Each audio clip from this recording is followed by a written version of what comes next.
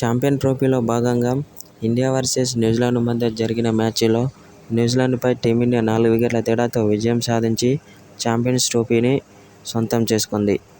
అయితే ఈ మ్యాచ్లో తొలుత బ్యాటింగ్ చేసిన న్యూజిలాండ్ నిర్ణీత 50 ఓవర్లలో 7 వికెట్లు నష్టపోయి 251 పరుగులు చేసింది. అనంతరం లక్ష్య ఛేదనలో బ్యాటింగ్ చేసిన టీమిండియా జట్టు మరో ఓవర్ మిగిలుండగానే విజయాన్ని సాధించేసింది.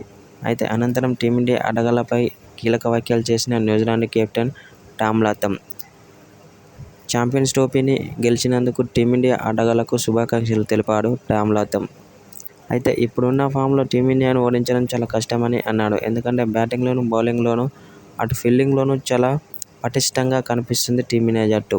అయితే కాబట్టి ఇప్పుడున్న ఫామ్లో టీమిండియాను ఓడించడం ఏ జట్టు వల్ల కాదని టామ్ లాథమ్ పేర్కొన్నాడు.